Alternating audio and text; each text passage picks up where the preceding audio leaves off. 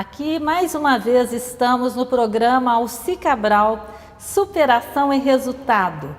Hoje com uma convidada muito especial, a Fernanda Roquette, com experiências e muitas histórias maravilhosas e enriquecedoras, que com certeza vai poder nos ajudar muito com seus ensinamentos, com as suas experiências. Fernanda, é um prazer você aqui, um prazer muito grande. Seja bem-vinda. Muito obrigada, Alci. E vamos compartilhar um pouco da sua experiência. Vamos lá. Bom, Fernanda, eu sei que você teve uma experiência muito legal, principalmente com pessoas com deficiências físicas. Isso. E me parece, se eu estiver correta, você me diz, que você foi uma das que originou a fundação da ADEFU, que é a Associação de Deficientes Físicos de Uberaba. Você estava junto ou Isso. não? Ou participei de todo o processo, na realidade, desde as primeiras reuniões que aconteciam num salão cedido pela igreja da paróquia da Ressurreição, né? Antigamente nós falávamos Igreja das Almas, né? Fazíamos as reuniões no salão, uma vez por mês. E é uma empreitada, é um envolvimento muito bom, né? Muito satisfatório. Eu participei na época, quando começou os primeiros movimentos, nós tivemos algumas reuniões na Faculdade de Medicina, acho que eu participei junto. E no início, uma das coisas assim, que às vezes as pessoas que estão distantes e que não participam muito de como que é o dia a dia de uma pessoa com deficiência física, não sabe das lutas, das dificuldades. E naquele evento, antes de iniciar, de ser fundada a DEFU, eu tive a oportunidade de participar e fiquei bastante sensibilizada também, porque ali eu tive oportunidade de estar ouvindo muitas pessoas e os sentimentos que manifestam diante de tantas dificuldades e que muitas vezes é totalmente ignorado por pessoas que estão distantes disso, né? Que não conhecem a realidade. Que não conhecem a realidade. Gostaria um pouco, para a gente iniciar o nosso bate-papo, que você contasse para nós e para o público que está nos assistindo, o que te sensibilizou para entrar neste processo? Alci, eu acho que é alguma coisa que já estava em mim, porque não existe assim, eu não tinha ninguém com deficiência na minha família, algo que assim tivesse muito próximo a mim, que me motivasse. Eu simplesmente me encantei com a proposta de trabalhar, mesmo que voluntariamente, a princípio foi tudo voluntário, né? E até hoje continua meu trabalho com eles como voluntário, mas me motivou a procurar, caiu no meu colo um convite de uma mobilização que estava acontecendo próximo do bairro que eu morava, né? Eu morava ali no bairro 1006, no Jardim Sete Colinas, e as reuniões seriam ali no Santa Marta. E aquilo me encantou. Falei, nossa, é uma coisa que eu quero. Eu fui lá. Você já tinha algum envolvimento com alguma outra questão social? Ou foi a primeira vez que você se envolveu com um projeto desse? Foi a primeira vez que eu me envolvi. Na minha concepção, eu sempre digo, quando eu não encontro uma resposta objetiva e eu tenho uma resposta dentro de mim, não sei se você concorda, eu falo, foi um chamado. Eu sinto como um chamado interior. E quando você vê, você já está envolvido, quando você vê, você já está fazendo e participando. Eu acho que é bem esse caminho mesmo, né? Eu me formei em Educação Física, sou profissional de Educação Física e até então, assim, eu queria me encontrar dentro da minha profissão, né? Eu trabalhei uma época numa clínica psiquiátrica e aquilo me encantou também. Me encantou eu utilizar da minha profissão como um processo de reabilitação, que eu pudesse servir, né, como um processo de reabilitação. E, como eu te falei, os chamados acontecem, né? Eu recebi, não sei se por correio, não sei como também, um informe dizendo que haveria um curso de educação física para pessoas com deficiência na UFO aqui em Uberlândia. E eu falei, eu acho que o meu caminho é por aí. E esses dois chamados, vamos chamar assim, aconteceram na mesma época. Tanto eu me inscrever nesse curso de pós-graduação, como essas reuniões que estavam começando, né? Era uma célula bem pequenininha, começando a acontecer ali próximo da minha casa. É muito interessante que quando acontecem esses chamados que a gente identifica dessa forma, sempre é uma coisa atrás da outra, é um acontecimento, é um convite, aparece na sua frente, você nem está bem ligado naquele assunto.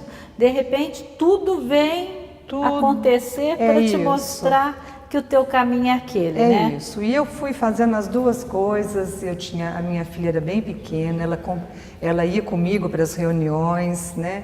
E lá nós começamos a formatar o que seria uma unidade que representasse as pessoas com deficiência, que defendesse os seus direitos, né? Que favorecesse, que procurasse respostas para a melhoria da qualidade de vida dessas pessoas. E isso começou a me encantar. E como você mesmo disse, os chamados vão acontecendo, os chamamentos vão acontecendo. A sincronicidade dos fatos é uma atrás da outra, então, né? E bem próximo, uma diferença de uns 2, 3 anos, eu passei no concurso da prefeitura. Eu fui trabalhar na Secretaria de Assistência Social, num programa voltado para pessoas com deficiência. E aí, assim, eu me encantei pela política pública de atenção à pessoa com deficiência, aos seus direitos, aos seus deveres, às necessidades, à mudança de estruturas, né? Aí nós começamos a discutir. Eu tinha minha bagagem, porque eu ouvia a necessidade, né, da própria pessoa e levava para o meu trabalho, buscando mudar o que era possível mudar dentro das esferas do poder público, né? Nós batalhávamos muito. Você teve uma muito. oportunidade maior até para estar junto e interferir até em algumas políticas públicas. Eu tive. Nós tínhamos reuniões, nós chegamos na época, né, nós montamos o Conselho Municipal de Defesa dos Direitos da Pessoa com Deficiência. Nós tivemos aqui na Câmara um vereador com deficiência e que na época é o vereador Noé Maia, né, foi o vereador Noé Maia. E nós começamos a trabalhar as leis do município que envolvem a pessoa com deficiência. Então nós começamos a discutir como que era a educação, como que era o esporte, como que era o lazer, o que era a própria política pública da assistência social, o que faltava implementar na cidade, né? A parte de estrutura, vamos dizer, todo esse rampeamento que hoje a cidade já tem, à época foi uma luta, foi uma conquista, os ônibus não eram adaptados. Nós trabalhávamos com um carro que buscava as pessoas na casa e levava até os locais, até que aconteceu a lei federal que regulamentou e todos os ônibus teriam que se adaptar. Tinha um prazo aí de 10 anos para se adaptar. E hoje nós temos frota em Uberaba adaptada. Que iniciou esse movimento? Olha, Alci, nós começamos a trabalhar, o movimento da pessoa com deficiência ele é bem antigo, né? Ele remonta a 1985, anterior até isso, eu não vou te precisar datas, mais ou menos por aí, mas em 2004 é que então, na época, o presidente Lula, na época, assinou a lei que nós chamávamos de decretão, né, que envolvia todas as políticas públicas relativas à pessoa com deficiência. Dava diretrizes para todas as políticas públicas, né? E também saiu nessa época a lei da acessibilidade. Então, isso aí modificou muito. Mas o município de Uberaba, nessa época, nós já tínhamos muito progresso, né?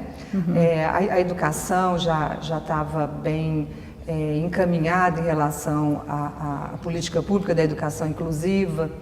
Inclusive, Uberaba era referência na cidade, né? Era um centro de referência. Fala um pouquinho sobre a educação inclusiva, especificamente para o deficiente físico. para que as pessoas tenham entendimento como que isso começou a levantar essa ideia da importância dessa educação inclusiva? Não, isso é um tema, Alci, discutido não só para a educação, né, mas como uma proposta de inclusão da pessoa com deficiência dentro da sociedade. Nós vínhamos de assim, primeiro a gente trabalhava com a palavra integração. Era como se a pessoa com deficiência tivesse que se preparar para estar na sociedade.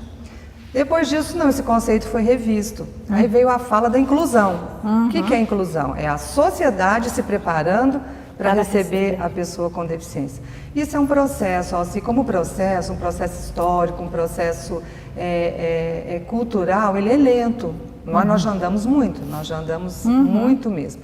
Então hoje o MEC tem programas que promovem liberação de recursos para garantir a acessibilidade das escolas. Que até então as escolas eram construídas sem pensar, né, nesse seu aluno, independentemente dele ser pessoa com deficiência física ou não. Ele podia ser uma pessoa com deficiência visual, deficiência auditiva, uma pessoa com deficiência mental. Então aí, a partir disso, dessas discussões, né, foi ampliando o conceito de inclusão. É que é muito interessante também na área emocional, né? Crianças com hiperatividade e que ele tinha que se integrar a uma escola. E na realidade, ele tem uma deficiência, uma dificuldade para se integrar. E a escola precisa ter um conhecimento, um preparo para essa inclusão. Ter o conhecimento de como que isso ocorre e como que ela pode contribuir para que aquela pessoa sinta inclusa naquele processo, naquela instituição, e assim também com os deficientes físicos, né? É muito legal, isso faz parte da própria evolução. E muito legal a gente estar falando isso com você aqui hoje. Quantas pessoas às vezes se esforçam ao máximo, eu já acompanhei muitas pessoas, para se integrarem numa escola e ela é cobrada, é pressionada e na realidade a escola precisa se preparar também. Bom, nós vamos fazer um intervalinho, Fernanda, e daqui a pouco nós voltamos com muito mais coisas que nós queremos compartilhar com as pessoas e levar histórias de superações e falar um pouco do que seria essa superação e resultados na vida. Até daqui a um minutinho.